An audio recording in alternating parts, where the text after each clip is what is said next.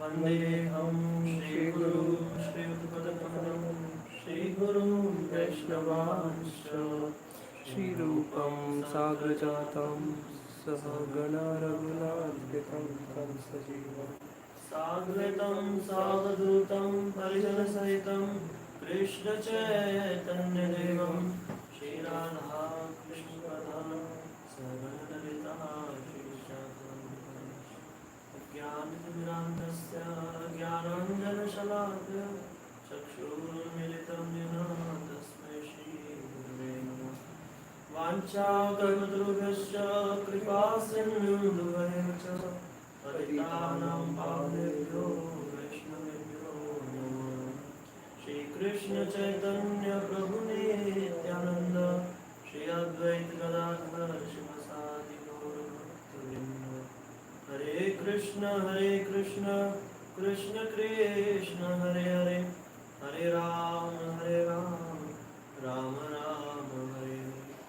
आप सभी का स्वागत है गीता शास्त्री कोर्स के आज तीसरा दिन है और अभी हम थोड़ा कीर्तन कर लेते हैं। उसी बीच में कभी सारे जितने भी हमारे सदस्य हैं सब जुड़ जाएंगे ऑनलाइन, तब तक हम थोड़ा कीर्तन कर लेते हैं। मैं आगे आगे रहता हूँ, आप लोग कोशिश करके गाइए।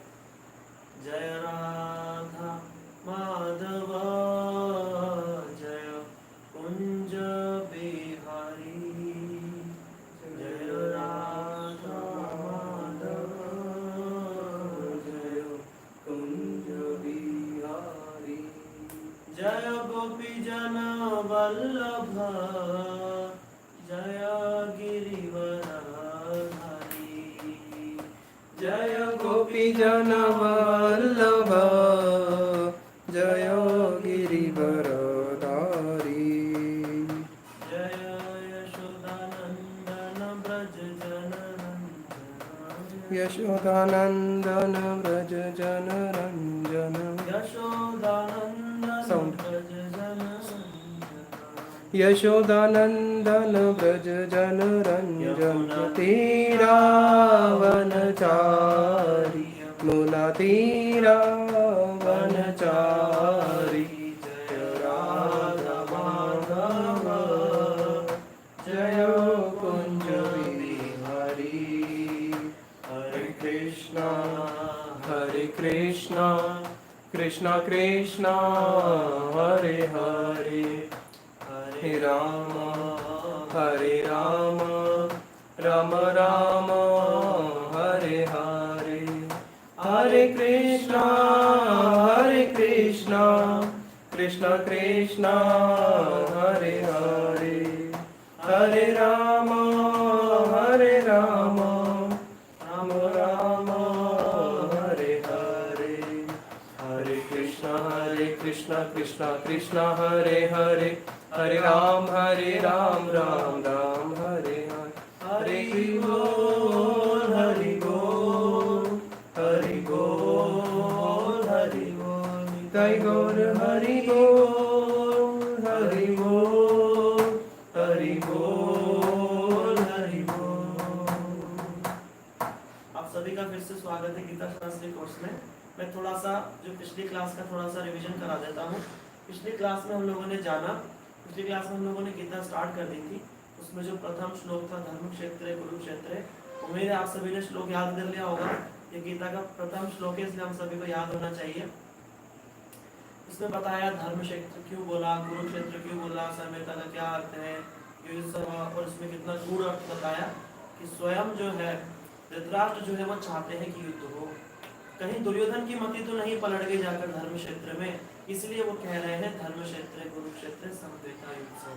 फिर हमने और भी जाना कि किस प्रकार जो युद्ध जब दोनों सेना आमने सामने खड़ी हो गई है और धर्म क्षेत्र क्यों बोला, कुरुवंश की कथा बताई, महाराज शांतनु की कथा बताई, किस प्रकार उनके पुत्र हुए, भीष्म पितामह, चित्र वीर्य चित्रांगद आदि किस प्रकार उनके विवाह हुए, वेद व्यास जी किस प्रकार वेद व्यास जी का जन्म हुआ, उनके माता पिता, ये सारी कथा हम लोगों ने श्रवण करी। और हमने कल ये भी श्रवण किया कि जब युद्ध के मैदान में जब दोनों सेना आमने सामने खड़ी हो गई तो दुर्योधन जो है वो द्रोणाचार्य को जाकर के पूछते हैं कि उधर सेना को, सामने वाली सेना के बल को वो दिखाते हैं कि देखो वहाँ पे कितने बड़े बड़े सेनापति और महारथी हैं, और खुद की जो सेना है उसमें भी बड़े बड़े सेनापति महारथी हैं। उनके बारे में बताते हैं, जैसे भीष्म पितामह इच्छा मृत्यु का वरदान, द्रोणाचार्य वो भी लगभग इच्छा मृत्यु, उनकी इच्छा के बिना कोई मार ही नहीं सकता, उनको भी वरदान है जब तक उनके हाथ में शस्त्र है कोई उनको नहीं मार सकता। और कौन है, और बड़े बड़े महारथी जो है वो सब कौरवों की सेना में, कृपाचार्य आदि सब उनकी सेना में वहां पर उपस्थित है। इसको देख करके दुर्योधन बड़ा खुश हो रहा है कि देखो हमें हराना जो है नेक्स्ट टू इम्पॉसिबल।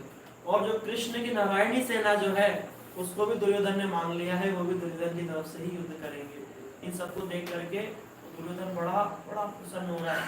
और जब देख करके जब युद्ध प्रारंभ होने वाला है जान करके, जो भीष्म पितामह जो सेनापति हैं कौरवों की सेना के, जो तन से कौरवों की तरफ और मन से पांडवों के पक्ष में है, उन्होंने बड़ी जोर से शंखनाद किया भीष्म पितामह ने, जिसको सुन करके जैसे बताते ना रणभेरी, जिनको सुन करके सारा जो है पूरा जो युद्ध का मैदान है वो हिलने लगा, चारों ओर गुंजार होने लगा, जिसको देख करके अभी पांडवों के पक्ष से श्री कृष्ण उन्होंने अपना पांचजन्य शंख को बजाया।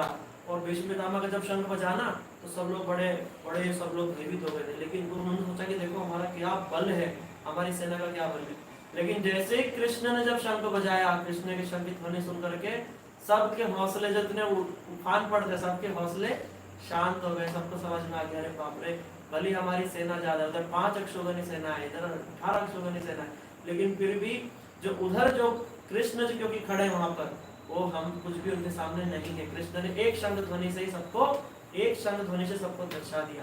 वो कृष्ण को देख करके अर्जुन ने, भीम ने पौंड्रक और अपने अपने शंख वहां पर नाद किए, और सारा युद्ध का मैदान शंख ध्वनि से गूंजने लगा। हमने ये कल तक श्रवण किया था, बड़ा सुंदर। आज हम आगे का यहाँ पे ये भूमिका बन रही है, ये गीता की भूमिका, कि कैसी स्थिति में अर्जुन जो है वो शोकग्रस्त हो गए हैं, वहाँ पे कृष्ण उनकी समस्या का निवारण करते हैं, और अर्जुन के माध्यम से जगत जीवों को भगवान वहाँ पर शिक्षा देते हैं। और वही हम सबका प्रयोजन है इस गीता शास्त्री कोर्स में, कि भगवान हमें क्या शिक्षा देना चाहते हैं, लेकिन शिक्षा कहाँ दे रहे हैं उस वस्तु का भी बड़ा इंपॉर्टेंस। युद्ध के मैदान में इतनी बड़ी सेना के बीच में जो भगवान ये अद्भुत ज्ञान दे रहे हैं, कहीं किसी दुनिया के किसी नॉवेल में कहीं ऐसी वाली बात आपको सुनने को नहीं मिलेगी।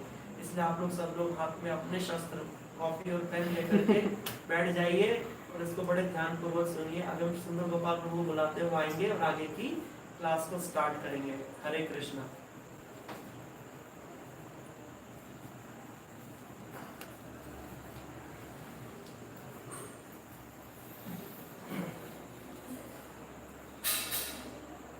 ज्ञानतिमिरान्धस्य ज्ञानञ्जनशलाकया चक्षुरुन्मिलितं येन तस्मै श्रीगुरुवे नमः। गुरुवे गौरचन्द्राय राधिकाय कृष्णाय कृष्णभक्ताय तद्भक्ताय नमो नमः। हे कृष्ण करुणा सिंधु दीनबंधु जगत्पते, गोपेश गोपिकाकांत राधाकांत नमस्तुते। तप्त कांचन गौरांगी राधे वृंदावनेश्वरी, वृषभानुसुते देवी प्रणमामि हरिप्रिये। हरे कृष्णा कृष्णा कृष्णा हरे हरे, हरे राम राम राम हरे हरे। सर्वप्रथम दीक्षा गुरु पाद पद्म नितिल प्रविष्ट ओम विष्णु पाद स्तोत्र श्री श्रीमद भक्ति वेदांत शिला नारायण गोसाई महाराज जी के चरणों में अनंत कोटि दंड प्रणाम ज्ञापन करते हुए उनसे हेतु की कृपा की वाचा करता हूँ। तत्पश्चात नित्य प्रविष्ट ओम विष्णु पाद स्तोत्र श्री श्रीमद शिला ऐसी भक्ति वेदांत शिला स्वामी महाराज जी के चरणों में अनंत कोटि दंड प्रणाम करते हुए उनसे भी हेतु की कृपा की वाचा करता हूँ। आपसे भक्तों को मेरे यथा योग्य प्रणाम स्वीकार हो। हरे कृष्ण। तो हम लोगों ने फर्स्ट चैप्टर जो है वो हमने श्रवण किया था कि जब भगवान कृष्ण अर्जुन कृष्ण को बोलते हैं कि मैं देखना चाहता हूँ कि कौरवों की तरफ से कौन कौन से लोग युद्ध करने के लिए आए हैं। अब वहां से लेके पूरा फर्स्ट चैप्टर आज हमने खत्म करना है, तो मैं थोड़ा स्पीड अप करके बोलूँगा। वैसे ही मैं तेज बोलता हूँ थोड़ा, और आज स्पीड अप करके बोलना पड़ेगा और आप लोग फॉलो करना कैच करने के लिए, क्योंकि हमारे पास देखो समय बहुत कम है। वैसे भी कलयुग में समय कम है और वैसे भी समय कम है, एक हफ्ता, एक घंटा, एक तो, और हमें पूरी गीता भी करनी है। हमारे जो फर्स्ट श्लोक था धर्म क्षेत्र कुरुक्षेत्र। मैंने जब स्टार्टिंग में मठ में आया तो जगन्नाथपुरी में इसके ऊपर कथा चल रही थी, एक वैष्णव इसके ऊपर कथा कर रहे थे। तो 15 दिन तक तो वो इस पहले वाले श्लोक पे ही कथा करते रहे, है ना। तो अभी तो हमें समय कम है, हम स्पीड अप करेंगे। भगवत गीता में श्रील स्वामी महाराज जी ने बहुत सुंदर एक बात बोली फर्स्ट चैप्टर की एक्सप्लेनेशन में। उन्होंने बोला कि जब ये भागवत गीता लिखी गई थी, जब महाभारत लिखी गई थी, ये किन लोगों के लिए लिखी गई थी? जो कि ब्राह्मण नहीं है, इसलिए महाभारत को बोलते हैं पंचम वेद। तो जो ब्राह्मण लोग होते हैं उनको बोला जाता है कि वो इंटेलिजेंट होते हैं और वो वेदों को पढ़ सकते हैं, क्योंकि वेदों को पढ़ने के लिए आपकी जो बुद्धि है वो सूक्ष्म बुद्धि होनी चाहिए। एक होती है स्थूल बुद्धि, एक होती है सूक्ष्म बुद्धि। जब तक सूक्ष्म बुद्धि नहीं होगी वो वेदों को नहीं समझ पाएगा, क्योंकि वेद कैसे हैं? परोक्षवाद है। परोक्षवाद का मतलब है कि उसका डायरेक्ट मीनिंग नहीं निकलेगा, उसके अंदर गहराई में प्रवेश करना पड़ेगा, तब जाके उसके अर्थ को आप समझ पाओगे। तो वहां पे उन्होंने लिखा महाभारत पंचम वेद। तो श्रील स्वामी महाराज जी कहते हैं एट दैट टाइम इन द्वापर युगा, जब ये महाभारत लिखी गई है, वेदव्यास जी ने इसको लिखा है कलयुग के जीवों के लिए, तो उस समय उन्होंने इसको लिखा था महाभारत और उसका अंश होगी गीता किन लोगों के लिए? जो कि वुमेन्स है एंड शूद्र है। वुमेन्स एंड शूद्र, वहां पे फिर श्रील स्वामी महाराज जी बोलते हैं शूद्र, वहां पे कहने का अर्थ है those who are less intelligent people. तो उस समय जो कि लेस इंटेलिजेंट पीपल थे उनके लिए लिखी गई गीता। तो स्वामी महाराज जी बोलते थे और आज की क्या स्थिति है? आज का जो हाईएस्ट इंटेलिजेंट व्यक्ति है वो भी गीता को नहीं जानता। तो पहले के लोग लेस इंटेलिजेंट भी गीता को जान के इक्वल लेवल पे आ जाते थे। जो गीता को जान लेगा वो ब्राह्मण ही हो गया, ब्राह्मण से श्रेष्ठ ही है बल्कि वो, क्योंकि वो भगवान को जान गया। और आज के हाई क्लास लोग हैं, वो हाई क्लास लोग भी गीता को नहीं जानते। तो आप सोच सकते हो कि तब से अब में कितना ड्रास्टिक चेंज आ चुका है। तो शीला जब भगवान श्री कृष्ण अर्जुन का रथ बीच में लेके जाते हैं तो वहां पे संजय बोलते हैं, श्लोक नंबर 24 मैंने 28 से लिखा है, यहाँ पे 24 में बोलते हैं एवं मुक्तो ऋषिकेशो गुडाकेशेन भारत की सेनयो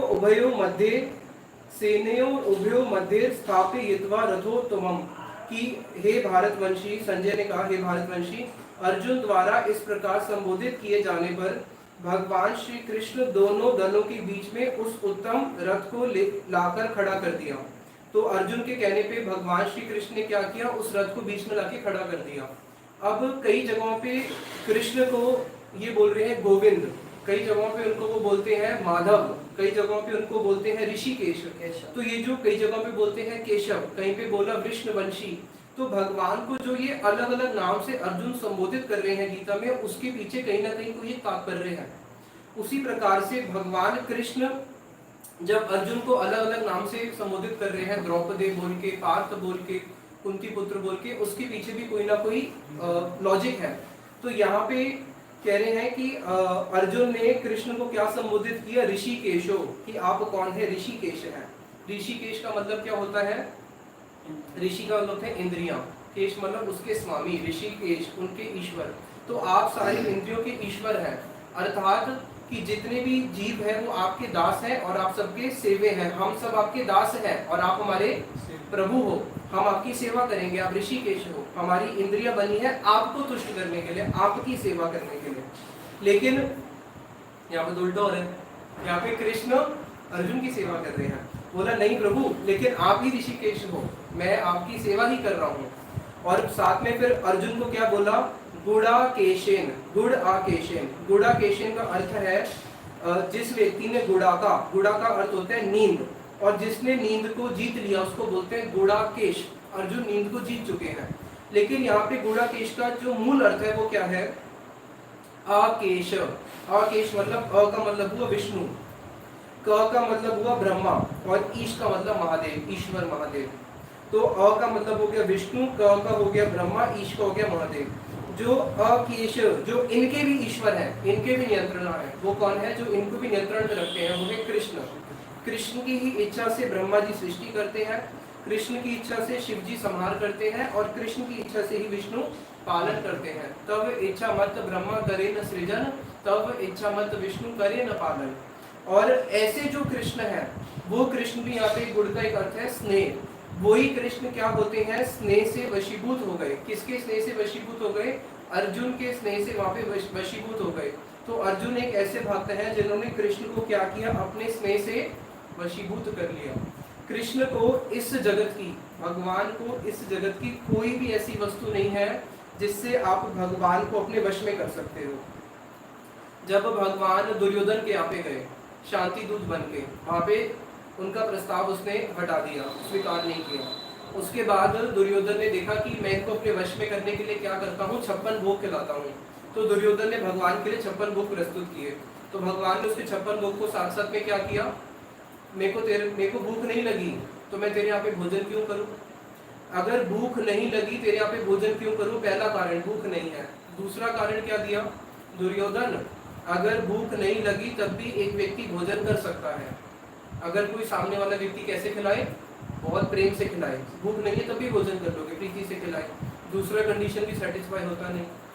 भूख नहीं लगी, प्रीति से नहीं खिला रहा, तब भी आप खा सकते हो। किस तब कब? काम बन जाए, जिस काम के लिए आए वो काम बन जाए तब खा लूंगा, वो भी होता नहीं। तो तीनों तो कंडीशन सेटिस्फाई होता नहीं, तेरे यहाँ पे भोजन क्यों करना।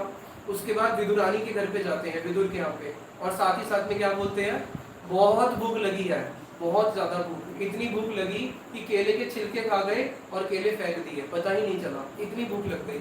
अभी एक क्षण पहले भूख लगी नहीं, अभी बहुत भूख लग गई। तो कृष्ण जो है वो कैसे है, प्रेम के वश होते हैं। इसलिए एक जगह पे हमारे श्री रूप गोस्वामी जी ने बोला है, व्यादस्य आचरणम ध्रुवस्य च वयो कुब्जा किम सुदामा किम कुब्जा किम नाम रूप अधिकम सुदामना किम धनम वंश को विदुरस्य यादव पते उरस्य किम पुरुषम भक्त्या तुष्यति केवलम नाच गुणे भक्ति प्रियो माधवा। कह रहे हैं व्यादस्य आचरणम। व्याद कौन था? वाल्मीकि जी। उनका क्या आचरण था? आधे पशु को मार के छोड़ देंगे तड़पता हुआ। कैसा आचरण था भाई उनका? आधे आधे पशु को मार रहे हैं, अधमरा छोड़ रहे हैं। ऐसा व्याद तो हमने कभी देखा नहीं। व्यादस्य आचरणम ध्रुवस्य च वयो। अरे ध्रुव की क्या आयु थी? 5 साल के ही तो थे। ध्रुवस्य ध्रुव आयु कुब्जा के नाम रूपम अधिकम। अरे कुब्जा का कौन सा अच्छा नाम था, ये रूप था? उसका रूप भी अच्छा नहीं, उसका नाम भी अच्छा नहीं था। यादव पति उग्रस्य के पुरुषम। उग्रसेन जो कंस के पिता थे, उनमें कौन सा बल था? उनमें कोई बल ही नहीं था। उनके पुत्र ने ही उनको जेल में डाल दिया। विदुर किम वंश, विदुर उसका कौन से वंश में जन्म हुआ था? शूद्र कुल में उसका जन्म हुआ। तो बताया विद्या गजेंद्र से को, गजेंद्र को कौन सी विद्या आती थी? क ख आता था क्या? कुछ बोलना आता था? कुछ भी बोलना आता नहीं है। इन सब ने भगवान को प्राप्त कर लिया। अब देखो, किसी भी कार्य को करने के लिए या तो आपके पास धन बल होना चाहिए, सुदामा के पास धन नहीं है। चलो अच्छा रूप होना चाहिए, और इसके पास रूप भी नहीं है। किसके पास? कुब्जा के पास। अच्छा अच्छे वंश के होने चाहिए, अच्छे वंश के भी नहीं है विदुर जी। थोड़ा सा शक्ति होनी चाहिए शरीर में, बोला शरीर में शक्ति भी नहीं है। किसमें? उग्रसेन जी में। अच्छा उसके बाद भाई कम से कम अच्छा आचरण तो कर लो। बोले इनको देखो, इनका आचरण कैसा है, पशु को आधा मार के छोड़ देते हैं। कोई भी गुण, इस जगत का कोई भी गुण कृष्ण को आकृष्ट नहीं कर सकता। इनमें कौन सा गुण था? इनमें किसी में भी गुण नहीं है, बल्कि देखा जाए तो अवगुण ही है कईयों में। लेकिन एक केवल ऐसा गुण है जो कृष्ण को वशीभूत कर सकता है। क्या? भक्ति प्रियो माधवा। कृष्ण को केवल भक्ति प्रिय है। भक्ति अगर होगी, सारे अवगुण भी होंगे, तो सारे गुण वहां पे अपने आप आ जाएंगे। भक्ति होनी चाहिए। तो इसलिए इन्होंने क्या किया, कृष्ण को भी अपने वशीभूत कर लिया। और कृष्ण ने क्या किया, इनके रथ को लेके बिल्कुल उस स्थान पे दोनों दलों के बीच में खड़ा कर दिया। फिर क्या होता है, भगवान ने कहा, हे पार्थ, यहाँ पे सारे जितने भी कौरव इकट्ठे हुए हैं उनको अच्छी तरह देख लो। अब वहां पे तो देखने के लिए लेके गए हैं, अब भगवान उसको और वो क्या कर रहे हैं, उत्तेजित कर रहे हैं, देख लो अच्छी तरह तुमने किन किन के साथ युद्ध करना है। भगवान को क्या पता नहीं था, वो तो अंतर्यामी है, त्रिकाल यज्ञ है। वो तो जानते ही थे कि अर्जुन जो है जब वो वहां पे युद्ध के मैदान में जाएगा तो वो क्या होगा, मोहग्रस्त हो ही जाएगा। तो भगवान उसको पहले भी तो प्रिपेयर करवा के लेके आ सकते थे ना। अगर आपको युद्ध की तैयारी करनी है तो युद्ध के मैदान में खड़े होकर करोगे या पहले करके आओगे? पहले करके आओगे। लेकिन भगवान ने पहले क्यों नहीं कराया? क्योंकि देखो, एक व्यक्ति का जो जितनी भी विद्या होती है, जो भी हम विद्या हासिल करते हैं, वो विद्या जो हमने हासिल करी उसकी परीक्षा कब होती है? उसका परीक्षा तब होती है जब आप उसको एप्लीकेबल पे जाते हो। तब पता चलता है कि भाई आपने कितना सीखा। डॉक्टर ने ऑपरेशन पूरी थ्योरी सीख ली, अब पता चलेगा क्या सीखा क्या नहीं सीखा जब ऑपरेशन थिएटर में जाएगा।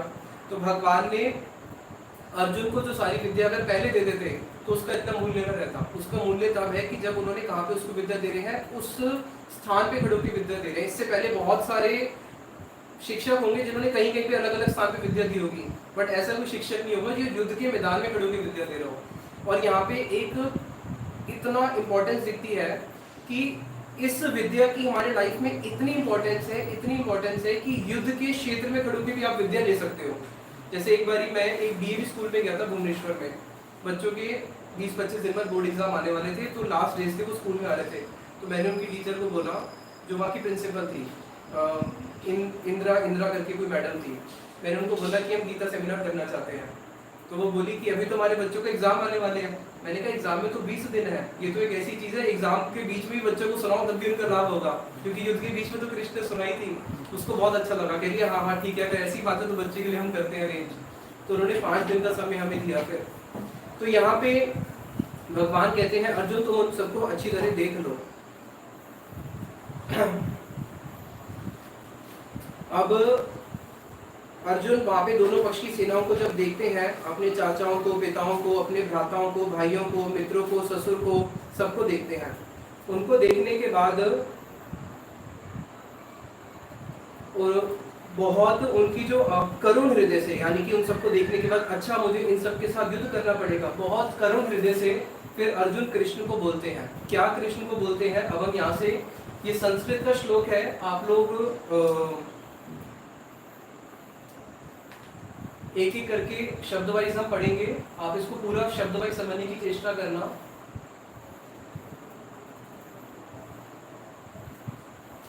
क्या कह रहे हैं? अर्जुन कह रहे हैं, अर्जुन उवाचा दृष्टव एवं स्वजनम कृष्ण युयुत्सुवम समुपस्थितम। दृष्टव मतलब देखा, इमम इन सबको देखा, स्वजनम अपने स्वजन को, कृष्ण कह रहे हैं हे कृष्ण, युयुत्सुवम ये जो युद्ध करने की इच्छा से आए हैं, समुपस्थितम यहाँ पे उपस्थित हुए हैं।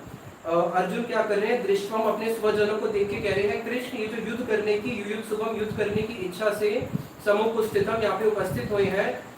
सीदंती कांप रहा है, मम गात्राणी मेरे शरीरों का अंग, मम गात्राणी यानी कि मेरे शरीर का अंग, सीदंती कांप रहा है। मुखम च परिशुष्यति मेरा जो मुख है वो क्या हो रहा है? परिशुष्यति का मतलब है मेरा मुख सूख गया है। तो अर्जुन के अंदर ये जो लक्षण दिख रहे हैं, यहाँ पे श्रील स्वामी महाराज जी बोलते हैं ये उनके दुर्बलता के कारण नहीं है, ये उनके किसके कारण है?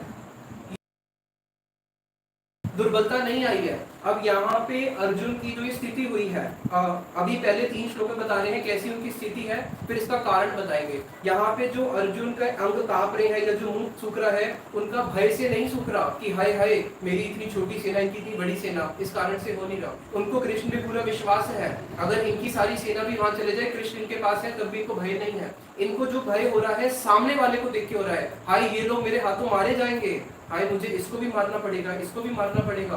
तो वहां पे वो जो दुखी हो रहे हैं, ये वैष्णवों का स्वभाव होता है परा दुखा दुखी, वो दूसरों के दुख को दुखी होते हैं, दूसरों के दुख को देख के, अपने दुख से दुखी नहीं हो रहे, उनके दुख से दुखी हो रहे हैं कि हाय इनकी क्या गति होगी। फिर आगे कहते हैं वेपत्तुश्च, वेपत्तु यानी कि शरीर का कंपन, वेपत्तु मतलब होता है शरीर में कंपन होना। वेपत्तुश्च शरीरे कि मेरा शरीर अब कांप रहा है, रोम हर्षश्च जायते मेरे शरीर कांप रहा है और जो मेरे अंग रोम रोम खड़े हो रहे हैं। गांडीवम संस्रते जो मेरा धनुष बाण है, जो मेरा गांडीव है, संस्रते वो मेरे हाथ से छूट रहा है। हस्तात हाथ से, त्वक च एव परि द्रघ्रते और साथ में मेरा त्वक मतलब जो मेरी त्वचा है, परिद्रघ्रते यानी कि मेरी जो त्वचा है वो जल रही है। हे केशव अभी क्या हो रहा है? मेरा शरीर जो है कांप रहा है, सारे रोम रोम खड़े हो गए हैं, हाथ से गांडीव गिरता जा रहा है और साथ में मेरी त्वचा जल रही है। आगे ये नेक्स्ट वाला श्लोक बहुत इंपॉर्टेंट है। फिर कहते हैं न च शक्नोमी मैं समर्थ नहीं हूँ केशव, किसमें? अवस्थातुम भ्रमति, अवस्थातुम यानी कि खड़े होने में। हे केशव अब खड़े होने की तो स्थिति क्या, जो भी तो अंग कांप रहे थे, अब तो मेरे पैर भी डगमगाने लग गए, अब मैं खड़े भी नहीं हो पा रहा। न च शक्नोमी मैं समर्थ नहीं हूँ, अवस्थातुतम खड़े होने में। भ्रमतीव च मे मना, और मेरा जो मन है, अभी तो मैंने शरीर के बारे में बताया, अब जो मेरा मन है वो भी भ्रमित हो चुका है।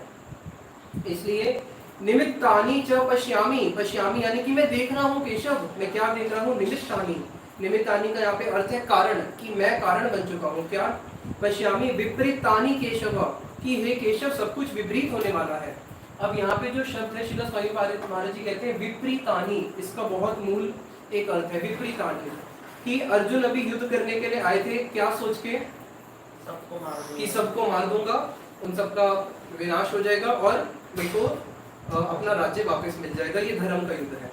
तो कह रहे हैं लेकिन विपरीतानि, अब मुझे दिख रहा है कि जिस चीज के लिए मैं आया था ये तो उल्टा ही हो रहा है। क्यों उल्टा हो रहा है अब आगे बताएंगे। यहाँ पे विपरीतानि का श्रील स्वामी महाराज जी बताते हैं कि ये जो जगत है, ये जगत क्या है, सीधा है या उल्टा है? ये जगत उल्टा है। जो भगवान का जगत है ये उस जगत की छाया है। तो अगर पेड़ की छाया देखोगे तो कैसी होगी? उल्टी होगी।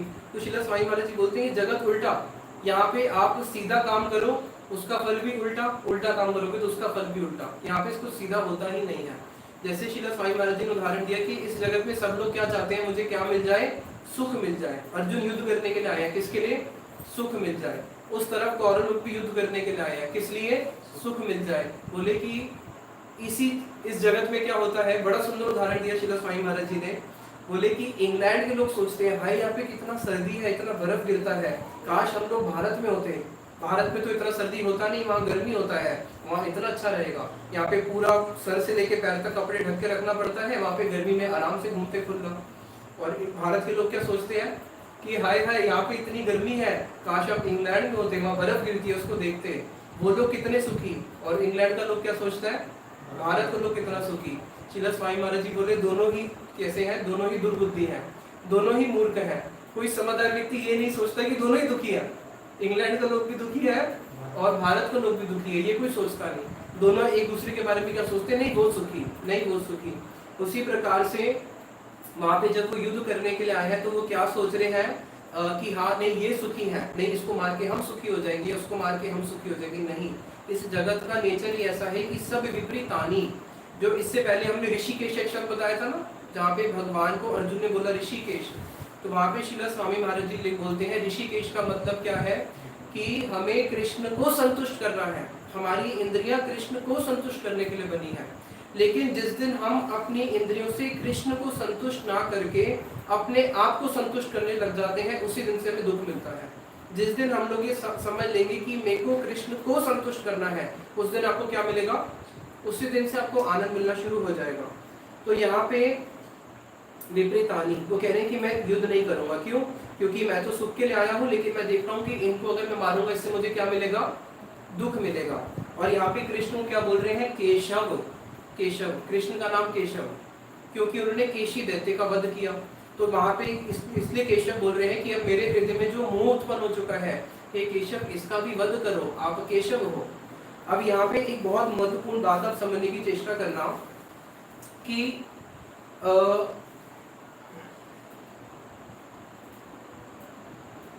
अर्जुन जो है, अर्जुन कह रहे हैं कि मैं युद्ध नहीं करूंगा। क्यों?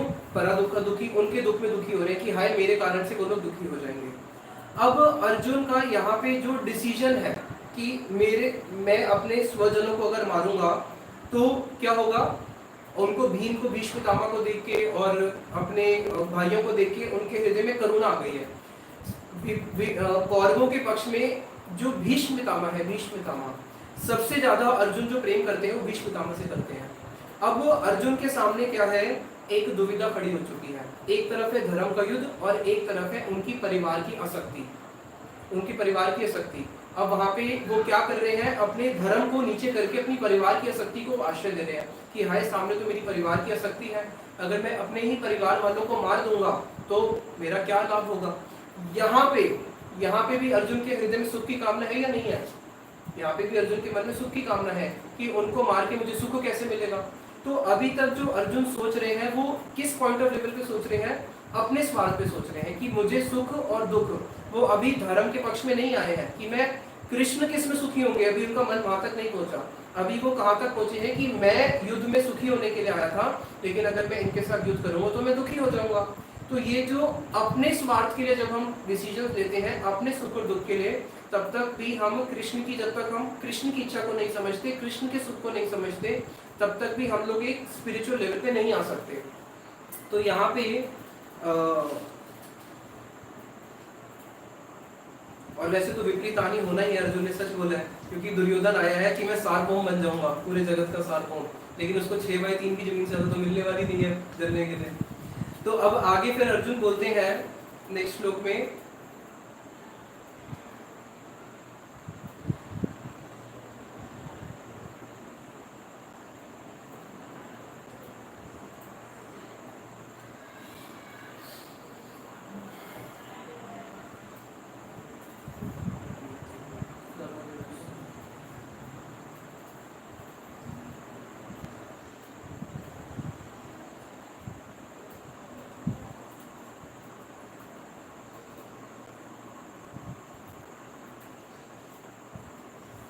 न च श्रेयो, न च श्रेयो, श्रेयो का मतलब होता है कल्याण होना, न च श्रेयो अनुपश्यामी, अनुपश्यामी पहले से देख रहा हूँ, मैं पहले से ही देख रहा हूँ कि हमारा इसमें कोई श्रेय होने वाला नहीं है।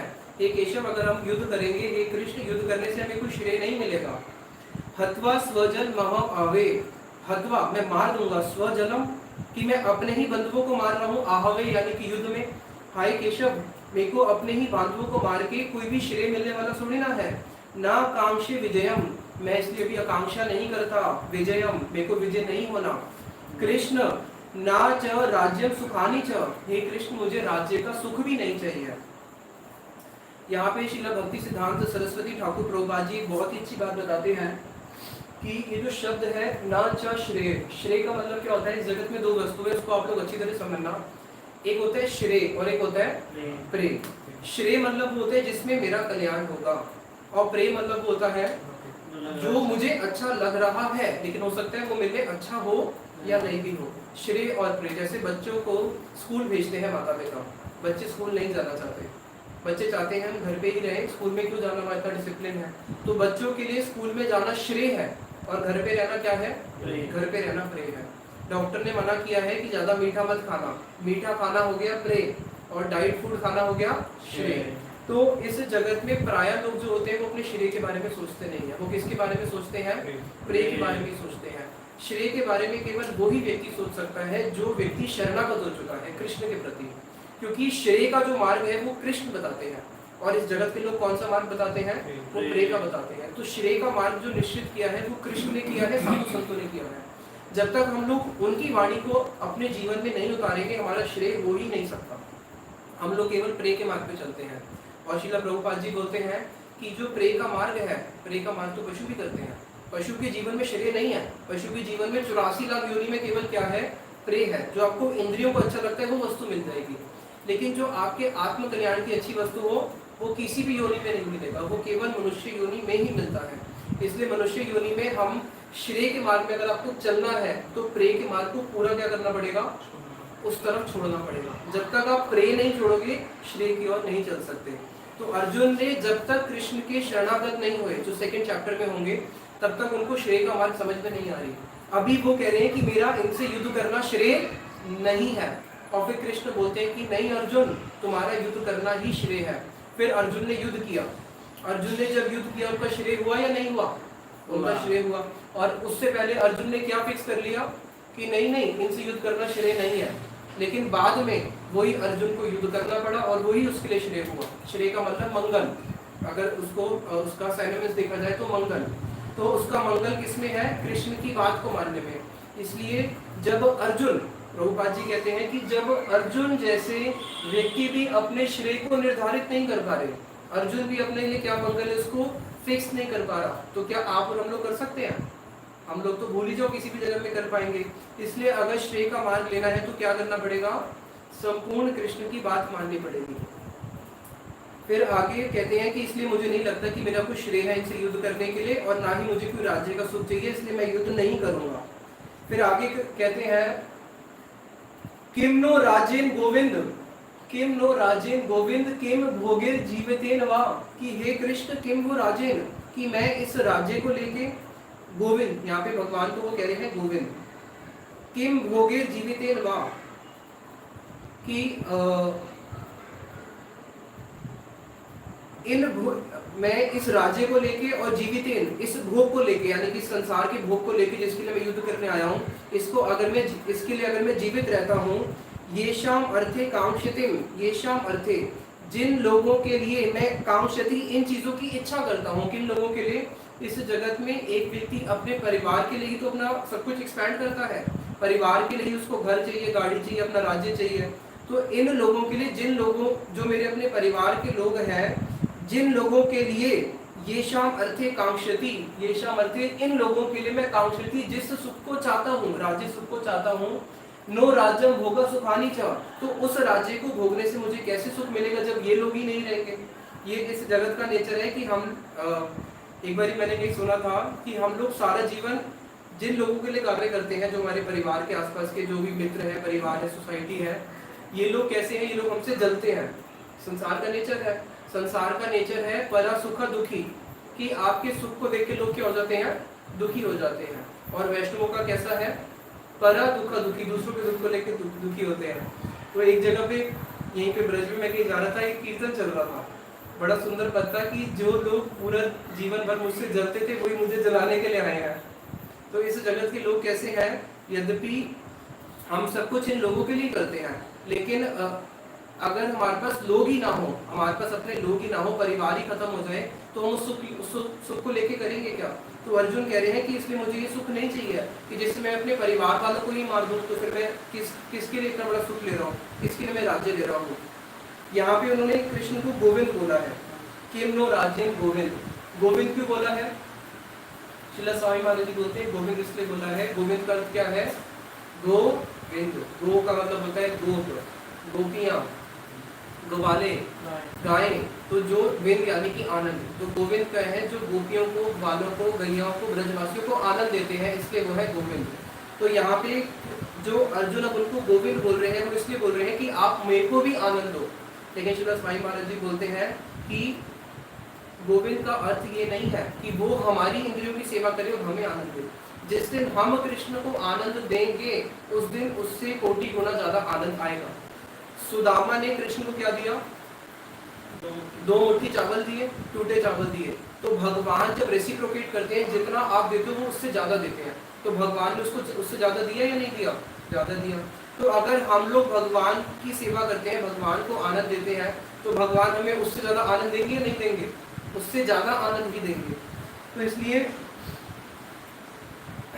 हमें अपनी इंद्रियों को संतुष्ट ना करके भगवान की इंद्रियों को संतुष्ट करना चाहिए, यही हमें सोचना चाहिए। फिर आगे नेक्स्ट श्लोक में कहते हैं, त इमे अवस्थिता युद्धे प्राणां त्यक्त्वा धनानि च, कि त इमे ये सब लोग अवस्थित है, जो स्थिति आए हैं, युद्धे प्राणान त्यक्त्वा, युद्धे प्राणां त्यक्त्वा, युद्ध में अपने प्राणों को त्यागने के लिए आए हैं। धनानि च यानी कि जिस धन के लिए युद्ध में आए हैं, जिस धन को प्राप्त करने के लिए, उस धन को प्राप्त करने के लिए आए हैं, लेकिन एक्चुअली करने के आए हैं, अपने प्राणों को त्यागने के लिए आए हैं। ये इस जगत का धन का नेचर। धन कैसे मिलता है, प्राण दे के मिलता है या नहीं मिलता, धन प्राण दे के मिलता है। अगर आप कहीं पे जॉब करते हो, आप वहां पे जॉब कर रहे हो, धन कमा रहे हो, तो क्या कर रहे हो, अपने प्राणों को दे रहे हो। तो अपने प्राणों को बेच के एक व्यक्ति को धन मिलता है। और ये धन का एक ऐसा लोभ है कि जिस धन के लोभ के पीछे एक व्यक्ति क्या करता है, जिस धन के लोभ के पीछे एक व्यक्ति सारे पाप कार्य करता है, अपने प्राण तक भी उसमें जुए पे लगा देता है कि भाई मेरे को तो धन चाहिए। तो ये लोग जिस धन के लोभ से यहाँ पे युद्ध करने के लिए आए हैं, आगे कह रहे हैं कि ये सब कौन है, आचार्य, आचार्य यानी कि द्रोणाचार्य, पितरा यानी कि पितामह जो मेरे पिता के समान है, पुत्रास्ता एव पुत्र के जो समान है, पिता पुत्र या पितरा का यहाँ पे अर्थ है जो मेरे पिता के समान है, चाचा ताऊआ। पुत्रास्ता एव जो मेरे पुत्रों के समान है, जो उनसे आयु में छोटे हैं, पितामह है। ये सब जो लोग युद्ध करने के लिए आए हैं,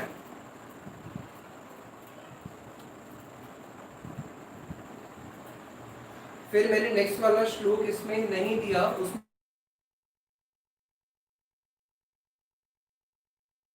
फिर आगे भी बोलते हैं मातुला श्वाशुरा पौत्रा शाला, यानी कि मेरे जो साले हैं, पौत्र है, ये जब भी ये जो सारे लोग यहाँ पे युद्ध करने के लिए आए हैं, ये किस लिए आए हैं? अपि त्रैलोक्य राज्यस्य हेतु किम नो मही कृते, कि इसका तो कहना ही क्या, इन सब का तो कहना ही क्या, कि अगर इस राज्य का तो कहना ही क्या, मैं अपने सासों का, अपने पुत्रों का, पिता माँ का, भाइयों का, इन सबका वध क्यों करूं? अगर मुझे त्रिलोक का राज्य भी मिल जाता है, त्रिलोक का राज्य मिल जाए, मही कृते, मही कृते का अर्थ है अगर मुझे मही मतलब बोलते हैं धरती को बोलते हैं मही, अगर मुझे इस धरती का पूरा राज्य भी मिल जाए, निहत्ते धातराष्ट्रे का प्रति सया जनार्दना, कि हे जनार्दन धृतराष्ट्र के पुत्र अगर मुझे मार भी दें, नहीं धृतराष्ट्र के पुत्रों को अगर हम मार भी दें, तो अगर हमें त्रिलोक का राज्य भी मिल जाए तब भी हमारा क्या लाभ है? निहत्ते धातराष्ट्रान का प्रीति सया जनार्दना, का प्रीति, हमें कौन सी प्रीति मिलेगी हे जनार्दन, कि त्रिलोक का राज्य मिल जाए, पृथ्वी मिल जाए, लेकिन अपने रिश्तेदारों को मार के हमें कौन सा लाभ होगा? इसलिए मैं धृतराष्ट्र के पुत्रों को मारने वाला नहीं हूं। अब अभी भगवान कृष्ण केवल सुनी जा रहे हैं और अर्जुन अपने मन की भड़ास निकालती जा रहे हैं, वो अपने सारे कारण बता रहे हैं कि ये मैं युद्ध क्यों नहीं करना चाहता।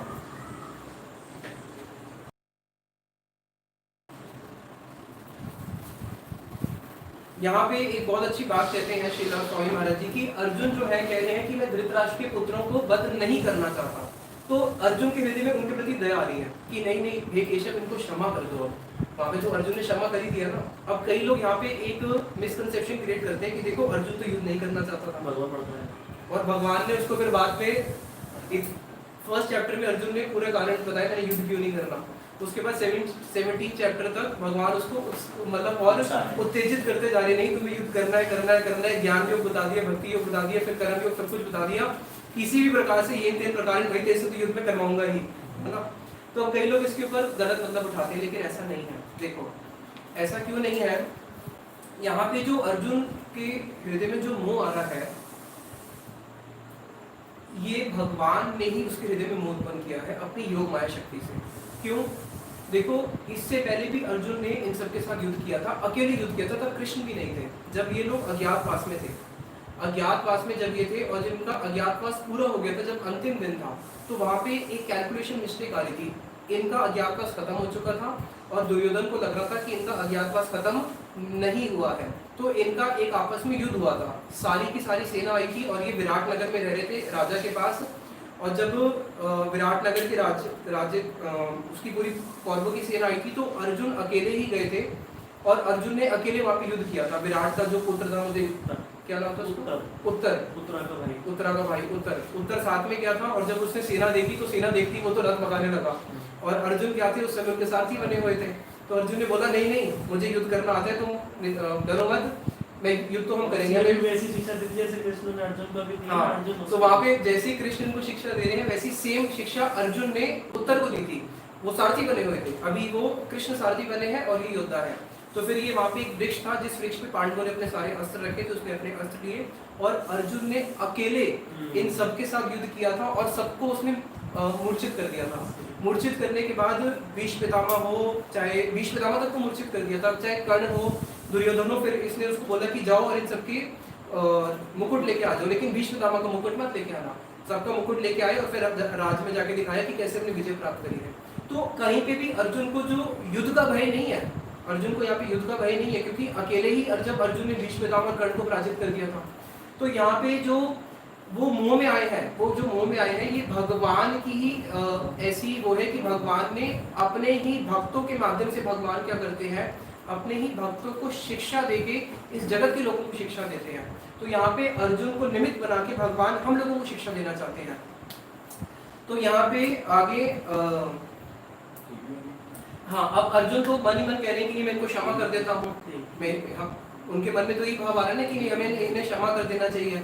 लेकिन श्रील स्वामी महाराज जी लिखते हैं कि भगवान जो है, अगर भगवान के चरणों में कोई अपराध करता है तो भगवान उसको क्षमा कर देते हैं, लेकिन अगर कोई भक्त के चरणों में अपराध करता है फिर उसको भगवान क्षमा नहीं करते। तो वहां पे भगवान, अगर अर्जुन क्षमा भी करना चाहे तो भगवान अभी उसको क्षमा करने देंगे नहीं। और सामने वाले जो लोग हैं, जो दुर्योधन थे, दुर्योधन को हमेशा युधिष्ठिर महाराज जी क्या बोलते थे?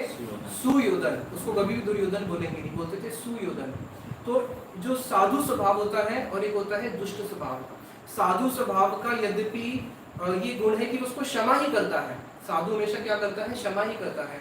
अगर साधु किसी को दंड दे रहा है तो वो दंड देना भी उसका क्या है? उसका दंड देना भी उसके कल्याण के लिए है। साधु अगर किसी को दंड देता है उससे भी उसका कल्याण होता है। इसको भी हम आगे समझेंगे कैसे। तो आगे बोलते हैं अर्जुन, और एक और स्वभाव, जो साधु है सही होने पर भी अपने आप को बोलते हैं कि हाय हाय दीनता वशत, नहीं नहीं नहीं मैं तो पापी हूँ, मैं गलत हूँ। और दुष्ट क्या होता है? दुष्ट गलत होने पर भी अपने आप को क्या बोलता है? मैं ठीक हूँ। जैसे द्रोणाचार्य ने एक बारी पांडवों और कौरवों को एक मंत्र दिया कि तुम्हें एक मंत्र याद करना है। क्या मंत्र याद करना है? कि मैं हमेशा सच बोलूंगा। ये क्षत्रिय का मंत्र है कि हमें हमेशा सच बोलना है। तुम इस मंत्र को याद कर लो। संस्कृत में दिया। अगले दिन सबसे पूछा याद कर लिया? तो दुर्योधन बोला सबसे पहले खड़े होके, हाँ हाँ द्रोणाचार्य मैंने कर लिया। क्या मंत्र है? जो भी संस्कृत करता है कि हमेशा सत्य बोलना चाहिए। सब बच्चों ने बोला हमने याद कर लिया। युधिष्ठिर से पूछा, युधिष्ठिर तुमने याद कर लिया? युधिष्ठिर जी बोले मैंने याद किया नहीं। बोले इतना छोटा सा मंत्र था तुमसे याद होता नहीं? बोले कि जिस दिन मैं उस मंत्र में प्रतिष्ठित हो जाऊंगा कि मुझे हमेशा सच बोलना है, जिस दिन मैं उसको अपने लाइफ में संपूर्णतः फॉलो कर लूंगा, उसी दिन बोलूंगा कि मैंने क्या किया, मैंने याद किया। गुरुदेव इस बात को बोलते थे। गुरुजी से कई लोग बोलते थे हमने गुरुदेव बहुत सारे श्लोक याद करे। गुरुजी बोलते थे मैं उस दिन मानूंगा तुमने श्लोक याद कर लिए जिस दिन तुम उसको लाइफ में क्या करोगे, प्रैक्टिस करोगे। तो युधिष्ठिर महाराज जी ने बोला कि जिस दिन मैं इसको प्रैक्टिस करूंगा उसी दिन मैं मानूंगा कि मैंने इसको याद कर लिया। तो अब अर्जुन का देखो कितना, उसका कैसा हृदय है। अर्जुन आगे क्या कहते हैं? पापम एवं आश्रयेद, पापम एवं आश्रयेद, पाप निश्चय ही, एक का मतलब होता है निश्चय। पापम एवं आश्रयेद कि लगेगा, हे कृष्ण मुझे, माधव मुझे पाप लगेगा। क्यों? अस्मान हत्वा एतान, अस्मान हत्वा एतान, संधि विच्छेद करके अस्मान हत्वा एतान। क्यों? क्योंकि अस्मान हमको, अस्मान यानी कि हम सबको, क्यों? हत्वा एतान, हम इन लोगों की हत्या कर रहे हैं। अस्मान हत्वा एतान आततायिना, आततायिना, आततायी कौन होता है? आततायिना, आततायी वो होते हैं, 6 प्रकार के लोग आततायी होते हैं। जो आपको विष देता है उसको बोलते हैं आततायी। दूसरा, घर में जो आपके आग लगाते हैं उसको बोलते हैं आततायी। तो ये दोनों काम किसने किया? कौरवों ने किया। तीसरा, घातक हथियार से आक्रमण करने वाला, अगर कोई आपके पास एकदम से घातक हथियार लेके आ रहा है आपको आक्रमण करने के लिए, तो वो भी कौन हो गया? आततायी। धन लूटने वाला, वो भी आततायी। ये भी दुर्योधन सब 6 की 6 कैटेगरी में आता है। अगर कोई एक भी कैटेगरी में आए तो उसको आततायी बोलते हैं, और ये तो पूरे 6 कैटेगरी में आ रहे हैं। दूसरों की भूमि हड़पने वाला, भूमि के अनुरूप उनकी स्त्री को भी हड़प लिया। और फिर छठा, पराई स्त्री का अपहरण करने वाला। तो ये 6 के 6 लक्षण उसके अंदर नजर आते हैं। हाँ, प्रचुर मात्रा में। और अगर इन 6 लक्षणों को देखा जाए, इनमें से एक न एक लक्षण कलयुग जीव में भी नजर आएगा जो भगवान के भक्त नहीं है। तो यहाँ पे देखने को मिलता है कि कह रहे हैं कि मैं इनको नहीं मानूंगा, चाहिए आतताई क्यों ना हो। और शास्त्र कहते हैं कि आतताई को क्या कर देना चाहिए? आतताई को मार देना चाहिए। अगर आप आतताई को नहीं मारते तो दोष लगता है। अब यहाँ पे अर्जुन अपनी बात को कैसे प्रमाणित कर रहे हैं? कह रहे हैं कि ये आतताई है, मैं इनको नहीं मानूंगा। तो देखो 2 शास्त्र है, शास्त्र है स्मृति और स्मृति। अगर कहीं पे स्मृति और श्रुति, स्मृति और श्रुति, अब स्मृति और श्रुति में से दोनों में से ज्यादा प्रमाणिक कौन से हैं? श्रुति। अगर स्मृति में कोई ऐसी बात आ रही है जो श्रुति के साथ कॉन्ट्राडिक्टरी है, तो आपको किसको मानना पड़ेगा? श्रुति को मानना पड़ेगा, स्मृति को हाथ जोड़ने पड़ेंगे। उसी प्रकार से शास्त्रों में भी क्या होता है? तारतम्य होता है। भागवत में जो बात बोल दी, बाकी सारी पुराण फिर क्या होगी? छोटी। भागवत की बात सबसे ऊंची, वो परम सत्य। इसलिए भागवत में बोला कि परम सत्य, एक होता है सत्य, एक होता है परम सत्य। तो परम सत्य जो है वो सत्य को भी क्या कर देगा? नीचे कर देगा। अब एक होते हैं धर्मशास्त्र, एक होते हैं नीति शास्त्र। तो ये जो बात बोली गई है कि युद्ध शास्त्र भी होते हैं। अब ये नीति शास्त्र कहता है कि जो आतताई उसको मार देना चाहिए, लेकिन धर्मशास्त्र नीति शास्त्र से क्या होंगे? श्रेष्ठ माने जाएंगे। अश्वत्थामा, अश्वत्थामा कौन है? आतताई है, क्योंकि अश्वत्थामा ने क्या किया था? अश्वत्थामा ने सोते हुए पांचों पांडवों के पांचों पुत्र को मार दिया, तो वो तो आतताई में आएगा अश्वत्थामा। तो अश्वत्थामा आतताई में है, इसलिए अश्वत्थामा को जब वो मारने वाले थे, जब अश्वत्थामा को मारेंगे, भीम अश्वत्थामा को मारेंगे, तो अर्जुन ने कृष्ण से पूछा जो कृष्ण बोलेंगे वो करूंगा। तो वहां पे कृष्ण ने क्या बोला कि यद्यपि आतताई को तो मारना चाहिए, ये नियम, लेकिन साथ में धर्म शास्त्र जो है और ऊंचे हैं। धर्म शास्त्र कहते हैं कि ब्राह्मण को आतताई होने पर भी उसको आप मृत्यु दंड नहीं दे सकते, तो क्या करें? लेकिन वो बोलते हैं कि मृत्यु तो आतताई को मृत्यु दंड देना चाहिए, उसने जो कार्य किया। तो बताया कि उसके लिए उसका असम्मानी मृत्यु है, तो उसका वहां पे असम्मान कर दिया। क्या असम्मान किया? उसकी शरीर से मणि निकाल दी, उसके बाल मुंडवा के वो कर दिया। तो वहां पे इसलिए जो धर्म शास्त्र है वो उससे ऊंचे। जैसे एक उदाहरण देता हूँ, जो पांचों पांडव थे, एक बारी अर्जुन ने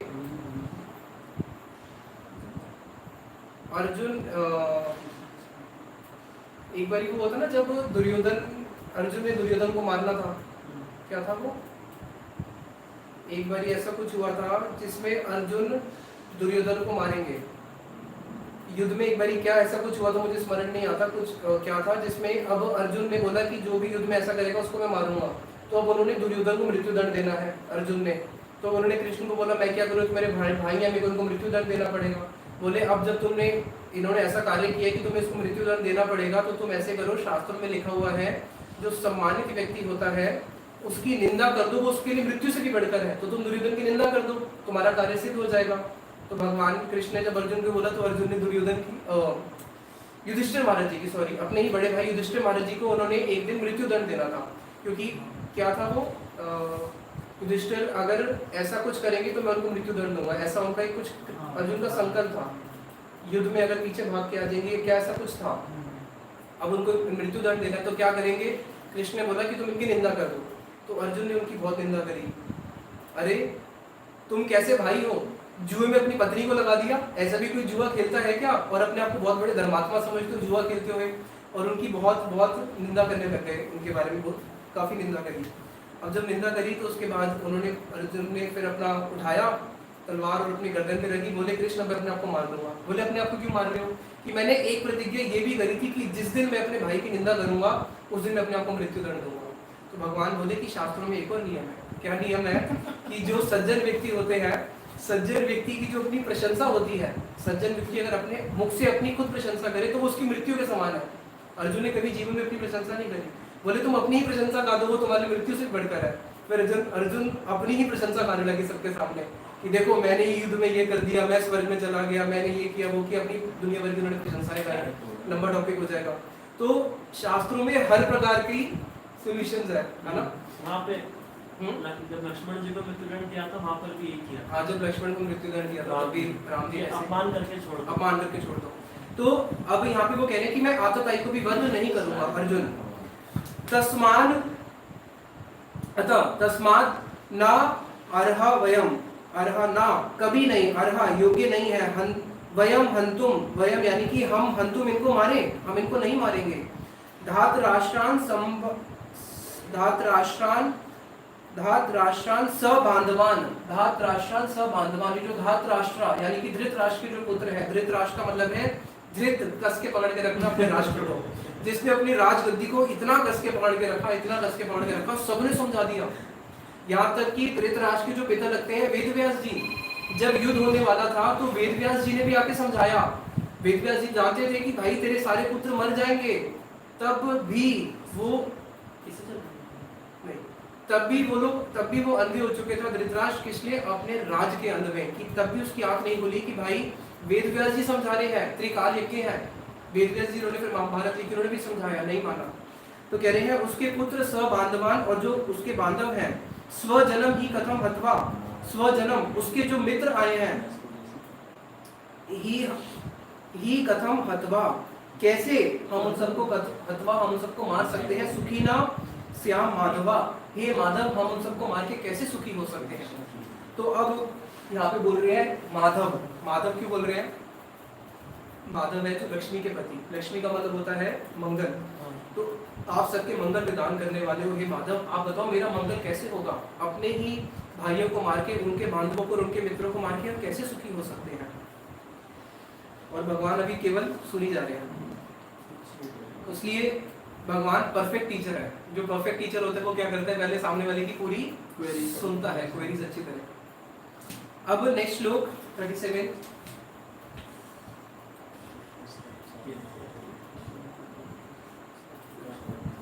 यद्यपि एते ना पश्यन्ति, यद्यपि ना पश्यन्ति, यद्यपि ना पश्यन्ति, वो लोग नहीं देख पा रहे। पश्यन्ति मतलब होता है देखना। वो लोग नहीं देख पा रहे। क्या नहीं देख पा रहे? लोभ उपहत चेतसा, लोभ उपहत चेतसा, उनका जो चित्त है वो लोभ से क्या हो चुका है? उनका चित्त लोभ से उपहत यानी कि कवर्ड हो चुका है। अभी वो लोग जो मैं देख रहा हूँ केशव, वो लोग नहीं देख पा रहे। वो लोग ये नहीं देख पा रहे कि हम अपने ही बांधवों को मार रहे हैं, लेकिन मैं देख पा रहा हूँ। क्यों? क्योंकि मैं अभी लोभ से मेरा चित्त आवृत नहीं है, लेकिन वो लोग अभी लोभी हो चुके हैं, वो नहीं देख पा रहे। अब यहाँ पे जो शब्द है ना, लोभ उपहत चेतसा, लोभ, तो एक व्यक्ति जो अंधा होता है, धृतराष्ट्र अंधा हुआ था, अंधा था, वैसे भी अंधा था और वैसे भी अंधा। किसके लोभ में? अपने राज्य के लोभ में। और ये किसके लोभ में अंधा है? ये लोग क्यों नहीं देख पा रहे? लोभ के कारण नहीं देख पा रहे। इसके लिए महाराज जी एक बात बोलते थे, श्रील भक्ति विज्ञान भारती गोसाई महाराज जी, काम आतुरा नाम न भयम न लज्जा, ये एक सूत्र है। यद्यपि हम रोज एक श्लोक देते हैं, आज हम आपको श्लोक देंगे राधा जी का प्रणाम मंत्र लास्ट में देंगे, लेकिन ये सूत्र भी आप याद कर सकते हो। काम आतुरा नाम न भयम न लज्जा, सिंपल सा सूत्र है कि जब एक व्यक्ति काम में आतुर हो जाता है, उसको भय भी नहीं होता और उसको लज्जा भी नहीं होती। हम सुनते हैं कि कितने सारे रेप केसेस हो जाते हैं, कितने सारे मर्डर्स हो जाते हैं। ये जितने भी होते हैं किसके लिए कारण होते हैं? उस समय व्यक्ति अंधा हो जाता है। किससे? काम आतुरा नाम, काम से आतुर हो जाते हैं। तो यहाँ पे ये अभी लोभ से आतुर हो चुके हैं, तो इसलिए नहीं पश्यन्ति, ये लोग नहीं देख पा रहे हैं। कुल क्षय कृतम दोषम मित्र द्रोहे च पातकम, कुल दोष कृतम, अपने ही कुल का नाश कर रहे हैं। और क्या कर रहे हैं? मित्र द्रोह च पातकम, हम कितना बड़ा पात्र कर रहे हैं? अपने ही मित्रों के साथ हम विरोध कर रहे हैं। इसलिए अपने ही कुल को नाश करके, अपने ही मित्रों के साथ द्रोह करके इतना बड़ा हम पाप क्यों करें कि अपने हाथ से अपने कुल को मार दें? इसलिए हे केशव, अभी हमें यहाँ पे युद्ध नहीं करना चाहिए। अब जो नेक्स्ट वाला श्लोक है, इसको उल्टा पढ़ना पड़ेगा। जनार्दन, हे जनार्दन, प्रपश्यत भी का अर्थ है कि देखने वालों, जानने वाले। हे जनार्दन, हम लोग जानने वाले हैं, हम लोग इस चीज को देखने वाले हैं। कुल क्षय कृतम दोषम, कि कुल के क्षय होने से क्या दोष होता है? अगर हमारा पूरा कुल नाश हो जाएगा, उससे क्या दोष होगा? हे जनार्दन, प्रपश्यत भी, हम इसको देखने वाले हैं। कथम ना ज्ञेयम समाभि, लेकिन ये सारे लोग जो है, कथम ना ज्ञेयम, ये लोग इसको जानने वाले नहीं है, ये लोग इसको विचार नहीं कर पा रहे। नहीं, हाँ, ये लोग इसको विचार नहीं कर पा रहे। क्या? पापाद अस्मिन निवर्तितुम, पापाद अस्मिन निवर्तितुम, इसका मतलब है पाप को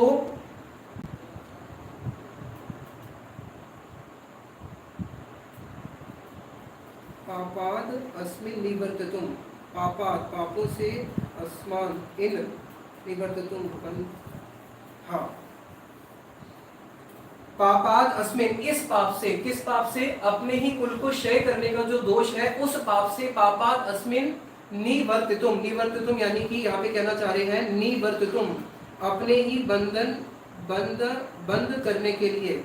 यहाँ पे इन्होंने लिखा है बंद करने के लिए श्रील स्वामी महाराज जी ने, लेकिन इसकी टीका में विश्वनाथ चंद्र ठाकुर जी ने लिखा है निवर्तितुम, अपने ही कुल को नाश करने के लिए जो हम यहाँ पे उपस्थित हुए हैं। निवर्तितुम इन सबका वध करने के लिए, इस रूपी पाप से, पापाद अस्मिन निवर्तितुम, कि हम इस पाप में, जिसमें हमारा पूरा कुल क्षय हो जाएगा, प्रपश्यति जनार्दन, हम इसको देख सकते हैं। कथम न ज्ञेयम, तो ये लोग इसको नहीं जान पा रहे, इसलिए हम क्या करेंगे? कथम न ज्ञेयम, कथम न ज्ञेयम का अर्थ है क्यों ना हम इस पे विचार क्यों नहीं कर रहे, सॉरी, हम इस पे विचार क्यों नहीं कर रहे? कथम न ज्ञेयम, हम लोग इस पे विचार क्यों नहीं कर रहे? जब हम देख पा रहे हैं प्रपश्यत भी कि हम लोग देख पा रहे हैं कि हमारा पूरा कुल शहीद हो जाएगा, हमें उसका पाप लगेगा, तो कथम न गेहम, हम इसको क्यों नहीं जान पा रहे? इसलिए अभी हमें इस पे विचार करना चाहिए और हमें क्या करना चाहिए? युद्ध नहीं करना चाहिए। ठीक है, अब हम स्पीड अप करते हैं कि हमें युद्ध क्यों नहीं करना चाहिए। फिर आगे वो बताते हैं कि हे जनार्दन, हमें युद्ध इसलिए नहीं करना चाहिए कि अगर हमारा कुल नाश हो जाता है, कुल नाश से क्या होता है कि हमारे सनातन कुल की परंपरा चली हुई आ रही है, वो परंपरा नष्ट हो जाती है। कैसे परंपरा नष्ट हो जाती है? श्रील स्वामी महाराज जी लिखते हैं कि हमारे सनातन धर्म की जो पद्धति है, बच्चों को कौन सिखाता है? माता पिता सिखाते हैं कि भाई आज एकादशी है, एकादशी व्रत रखना चाहिए, और हमें तुम ब्राह्मण हो, तुम्हारा उपनयन संस्कार होना चाहिए, तुम्हें गायत्री मंत्र करना चाहिए। तो ये जितने भी हमारे सनातन धर्म की पद्धति है, हमें हमारे बड़े लोग सिखाते हैं। अगर युद्ध में हमारा कुल धर्म क्या होगा? हमारे जितने भी बड़े बुजुर्ग लोग हैं उन सबकी मृत्यु हो जाएगी। उन सबकी मृत्यु होने के कारण जो हमारी नेक्स्ट जनरेशन होगी वो इस चीज को नहीं समझ पाएगी कि क्या हमारी सनातन धर्म की पद्धति है। उससे क्या होगा? हमारा पूरा कुल ही नाश हो जाएगा। दो तरीके से नाश हो जाएगा कुल। एक तो वैसे भी कुल नाश हो रहा है, और जो हमारी सनातन पद्धति चली हुई आ रही है हमारे कुल में, वो भी सारी नाश हो जाएगी।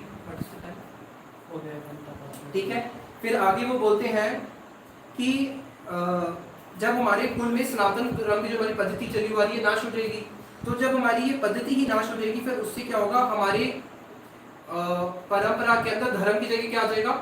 अधर्म आ जाएगा। सारे लोग अधार्मिक हो जाएंगे, और जब सारे लोग अधार्मिक हो जाएंगे तो स्त्रियां दूषित हो जाएंगी, और स्त्रियां जब दूषित हो जाएंगी, उनका जो अस्तित्व है, जो उनका स्त्रीत्व है, वो क्या होगा? वो धीरे धीरे पतन हो जाएगा। धीरे धीरे जो स्त्रियां हैं वो अपने सती धर्म को अच्छी तरह फॉलो नहीं कर पाएंगी, और उससे क्या होगा? उससे वर्ण संकर।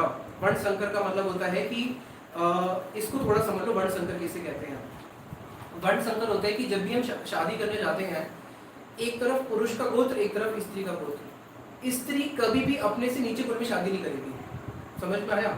जैसे अगर स्त्री शूद्र कुल की है, अगर कोई स्त्री शूद्र कुल की है, वो शूद्र पुरुष से भी शादी कर सकती है, क्षत्रिय से भी कर सकती है, वैश्य से भी कर सकती है, और ब्राह्मण से भी कर सकती है। यानी कि स्त्रियों को हमेशा अपना कुल वर्धित करना होता है। स्त्रियां कभी भी अपने से नीचे कुल में शादी नहीं कर सकती। अगर कोई ब्राह्मण स्त्री है, वो केवल ब्राह्मण पुरुष से ही शादी कर सकती है, वो क्षत्रिय वैश्य शूद्र पुरुष से नहीं कर सकती। तो ये सिंपल हो गया। अगर वो स्त्री अपने से नीचे कुल वाले से शादी करती है, तो जो संतान उत्पत्ति होती है उस संतान को क्या बोलते हैं? वर्ण संकर। उसको बोलते हैं वर्ण संकर। जैसे अगर मानो क्षत्रिय ब्राह्मण स्त्री है और वो शूद्र से शादी कर लेती है, 15 प्रकार के वर्ण संकर होते हैं, 15 प्रकार के, महाभारत में बताया। अगर वो कोई ब्राह्मण स्त्री जो है वो किसी शूद्र से शादी कर लेती है, तो जो बच्चे पैदा होते हैं उनको पता है क्या बोलते हैं? महाभारत में सबका नाम दिया हुआ है कि कौन से कुल में अगर वो आपस में मिक्स ब्रीड करते हैं तो कौन क्या नाम होगा। ब्राह्मण स्त्री अगर शूद्र से शादी करती है तो जो बच्चे पैदा होते हैं उनको बोलते हैं चंडाल। ठीक है, अगर क्षत्रिय स्त्री शादी करती है शूद्र से तो बोलते हैं निषाद। सुना था निषाद राज के बारे में? उसमें आता है निषाद, जो कि रामायण में आते हैं, जो जंगल में रहते हैं, और हाँ, निषाद, वो निषाद जाति होती है। अगर कोई वैश्य जाति किसी शूद्र से शादी करती है तो उसका होता है आयोगव। ऐसे अलग अलग बहुत सारी जातियां होती हैं। अब ये जो 15 प्रकार के वर्ण संकर है, जब वो आपस में मिलते हैं तो फिर पता नहीं कितने सारे और हो जाते हैं। इसलिए श्रील स्वामी महाराज जी लिखते हैं कलयुग में अगर देखा जाए तो सारी वर्ण संकर है। इसलिए कलयुग में बताया कि कलयुग में चारों जाति खत्म हो चुकी है। कलयुग में सारे कौन है? सारे ही वर्ण संकर है, सारी शूद्र है। कलयुग में सभी शूद्र है। इसलिए फिर उससे क्या होगा? हे कृष्ण, हमारे उसमें आगे का अर्जुन सोच के बता रहे हैं कि उसमें क्या होगा? हमारी स्त्रियां जो है, जब वो धर्म खत्म हो जाएगा और स्त्रियों का अस्तित्व खत्म हो जाएगा तो हमारे यहाँ पे सारी अवांछित संतानें उत्पन्न होंगी।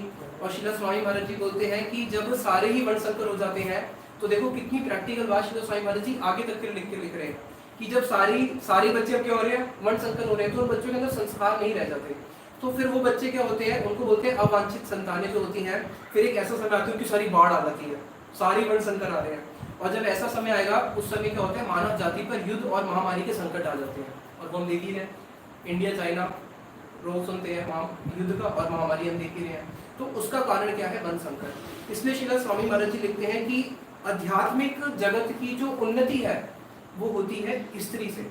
अगर स्त्री जो है वो अपने धर्म को अच्छी तरह पालन करती है, और उसका जो संतान होती है, संतान कैसी निकलती है, संतान अगर अच्छी संतान निकलती है तो फिर उसकी अध्यात्म धर्म में उन्नति होती है। क्यों होती है, अब आगे बताया कि अगर सारी संतान कैसी हो गई, वर्ण संकर वाली, फिर वर्ण संकर वाली संतान क्या होती है, अपने पितरों को श्राद्ध करना बंद कर देती है। पितरों को श्राद्ध जो दिया जाता है, पितरों के लिए जो पिंडदान दिया जाता है, पिंडदान सारे बंद हो जाते हैं। पिंडदान जाने से क्या होगा, अर्जुन देखो कितना आगे का बता रहे हैं, पिंडदान बंद होने से क्या होगा, जितने भी पितृ हैं ये बेचारे अभी तो मारे जाएंगे, मारने के बाद जो पितृ योनि में जाएंगे वहां पे भी इनको कुछ पिंड मिलने वाला नहीं है। शिला स्वामी महाराज जी ने इसके श्लोक में बताया कि उनके पास एक साइंटिस्ट आया वहाँ पे, जब वो कलकत्ता में थे, उस कलकत्ता के साइंटिस्ट ने बोला, स्वामी महाराज जी आप कैसी बातें करते हो, पिंडदान, ये क्या पिंडदान होता है, यहाँ पे आप अपने पूर्वजों को दोगे और उनको कहीं पे भी मिल जाएगा। ऐसा करता हूँ मैं फर्स्ट फ्लोर में जाके बैठ जाता हूँ, आप ग्राउंड फ्लोर में मुझे खाना ऑफर करो मंत्रों से, तो क्या मुझे फर्स्ट फ्लोर पे खाना मिल जाएगा, मुझे तो फर्स्ट फ्लोर में खाना मिलेगा नहीं। तो ये मैं इस चीज़ों को नहीं मानता। तो स्वामी महाराज जी बोले कि ये लोग, ये कितना मूर्ख है साइंटिस्ट, ये अपने आप को साइंटिस्ट बोलते हैं, बस इसका इंटेलिजेंस बहुत ही कम है। ये सोच, हाँ स्वामी महाराज जी उनके लिए शब्द बोलते थे रसकर, ये इनका बुद्धि इतना कम, ये सोचते हैं कि खाना मतलब केवल वही होता है रोटी सब्जी, खाना मतलब ये नहीं होता, खाना मतलब बहुत कुछ होता है। हम लोग आँख से खाते हैं नहीं खाते, हम आँख से भी खाते हैं, कानों से खाते हैं नहीं खाते, खानों से भी आहार लेते हैं। प्रेम, जो हमें प्रेम मिलता है वो भी आहार है या नहीं है। आहार पहली बात तो बहुत प्रकार का होता है, जब इसको यही नहीं पता कि कितने प्रकार का आहार होता है तो इससे क्या बात करनी।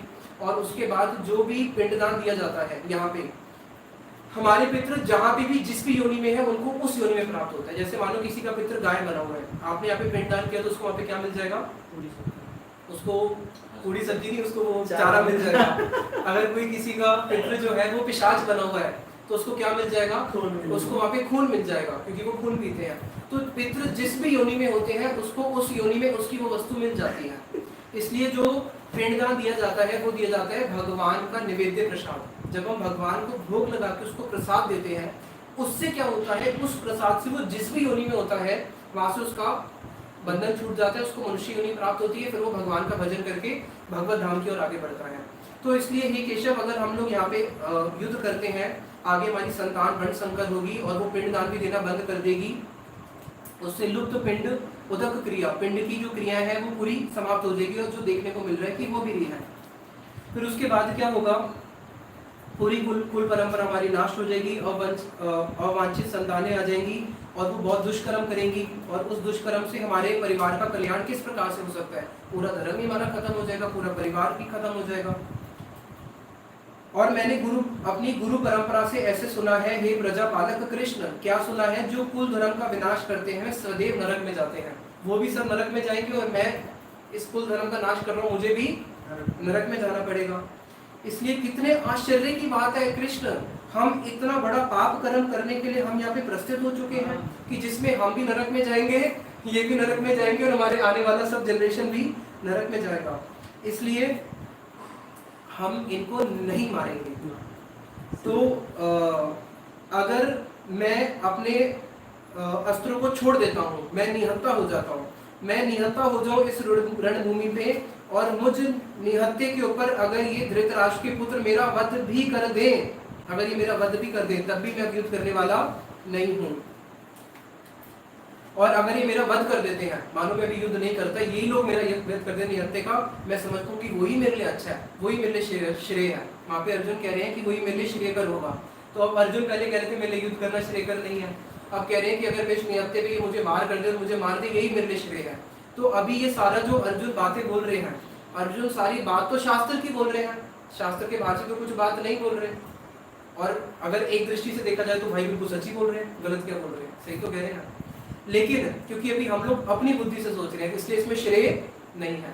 श्रील प्रभुपाद जी बहुत बड़ी अच्छी बात बोलते हैं, भक्ति सिद्धांत सरस्वती ठाकुर प्रभुपाद जी, कि जिस दिन तुम्हारी बुद्धि सोचे ना कि नहीं नहीं नहीं ये पक्का श्रेय है, इससे मेरा मंगल होगा ही होगा, पक्का समझ लेना कि वो पक्का अमंगल है। क्योंकि हम कभी भी अपना श्रेय निश्चित नहीं कर सकते। हमारे गुरु जी से किसी ने पूछा था, गुरुदेव मुझे मेरे मन में कई बार आता है अगर मैं ऐसे करूँ ऐसे बहुत अच्छा होगा। गुरु जी बोले जिस दिन भी तुम्हारे मन में आए ना ऐसा करने से अच्छा होगा, समझ लेना गलत ही होगा।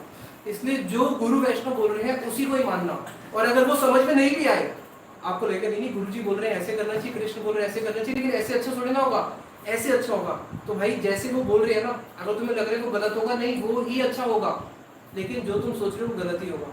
जैसे बचपन में बच्चे स्कूल नहीं जाना चाहते, माता पिता भेजना चाहते हैं, अच्छा होता है ना। इसलिए फिर लास्ट में संजय उवाचा, लास्ट श्लोक है, संजय क्या कहते हैं इस चैप्टर का।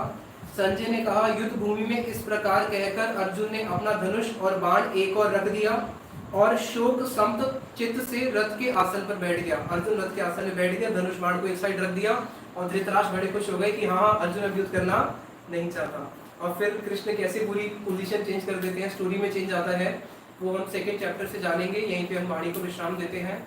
नेता एक और प्रेमानंदे हरि हरि बोल। हम श्लोक में राधा जी का प्रणाम मंत्र भेज देंगे विद एक्सप्लेनेशन। आप लोगों को वो याद करना है, क्योंकि आपने कृष्ण प्रणाम मंत्र तो याद कर लिया। अब कहीं पे भी मंदिर में जाओगे, वहाँ कृष्ण खड़े होंगे, उनको प्रणाम करोगे, राधा जी को प्रणाम नहीं करोगे तो कृष्ण तो संतुष्ट होंगे नहीं। तो इसलिए आपको राधा जी का प्रणाम मंत्र भी आना चाहिए, वो आप लोग याद कर लेंगे, हम उसको ग्रुप में शेयर कर देंगे। हरे कृष्णा। अरे तो स्टॉप हो गया था बीच, कब? थोड़ी देर पहले। कितनी देर पहले?